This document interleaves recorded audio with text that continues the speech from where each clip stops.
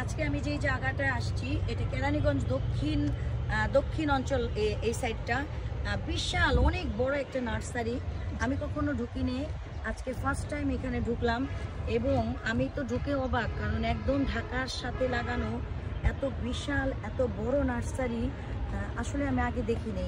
এখানে না আসলে এই অভিজ্ঞতাটা হতো না, কারণ আমি যেহেতু একজন ছাদ বাগানি, আমার প্রতিনিয়তই গাছ কিনতে হয়, গাছ সম্পর্কে একটা ধারণা নিতে হয়। এই কারণে আজকে রাস্তা দিয়ে যাওয়ার সময় আমি এদিকে গেলাম, এদিকে ঢুকলাম, ঢুকে যা দেখলাম মানে এলাহি কাণ্ড কারখানা, মানে এত গাছ।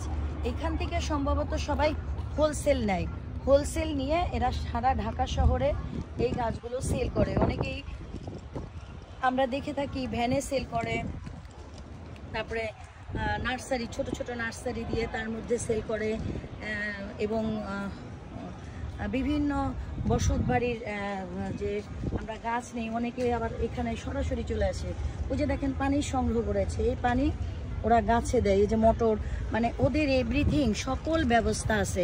এই যে পানির ব্যবস্থা ওরা করে রাখছে, মানে এখানে এমন কিছু নাই, কারণ একটা বাগান করতে গেলে যা যা লাগে ওদের সব আছে এখানে।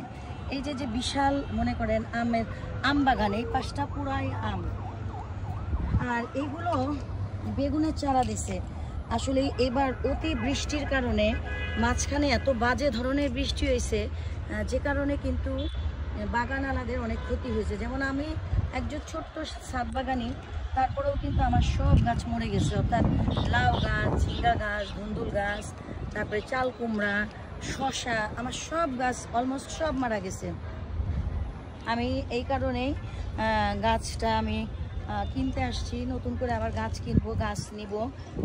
এই কারণে আজকে বের হওয়া, গাছের সন্ধানে বের হওয়া, মানে চারা সংগ্রহ করব, এই কারণেই আমার এখানে আসা। এই যে দেখেন ওরা এখানে এই যে মাটি দিয়ে উঁচু করছে, অর্থাৎ এখানে ওরা সম্ভবত এখানেও বাগান করবে বিভিন্ন টাইপের, মানে এখানে না আসলে বোঝার উপায় নাই যে কি সুন্দর, মানে একদম। এটা তো কেরানীগঞ্জ আছে, কেরানীগঞ্জ যে থানাটা আছে তার পিছন সাইডে এই জায়গাটা দেখেন, এই যে বড় বড় গাছ, এটা কি গাছ এটা তো অবশ্য চিনতে পারলাম না। এই গাছটা চালতে, এটা কি চালতে গাছ? ও আচ্ছা আচ্ছা, অনেকেই আসছে এখানে, ভ্যান নিয়ে আসছে, ভ্যানে করে চারা নেবে। এই যে দেখেন এটা চালতে গাছ, এই যে আমি অবশ্য চিনতে পারিনি, আহমেদ ভাই বললো তাই যে এটা চালতে গাছ। আর এই যে পুরোটাই আম বাগান, এইরকম আম বাগান ওদের বহুত আছে, বহুত। মানে এই যে দেখেন, এই যে এগুলি কিন্তু একটু বয়স্ক গাছ, এই যে গাছ দেখলে বোঝা যায়। এটা আমার ওই যে হারুন ভাই আছে, হারুন ভাই আমাকে গাছ চেনাইছে যে কোনটার বয়স কেমন হবে, কি হবে, গাছ দেখে বুঝতে হবে। যে এই গাছটা যেমন খুব বেশি বয়স না, এই গাছটার, এই যে গাছের এটা দেখলেই বোঝা যায় গাছটা বয়স না, এটারও বয়স না। ওইগুলি হলো একটু বয়সী গাছ, এটাও একদম কম বয়সী গাছ।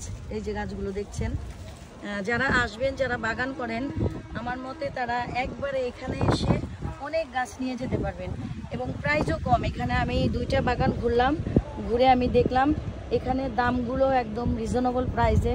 আমরা যারা ঢাকার ভিতর থেকে যে সবজিগুলি কিনি, ঢাকার ভিতর থেকে যে গাছগুলি কিনি, একটা সবজি গাছ কিনতে গেলে 50-60 টাকা লাগে, এখানে 30 টাকা করে আপনারা পেয়ে যাবেন।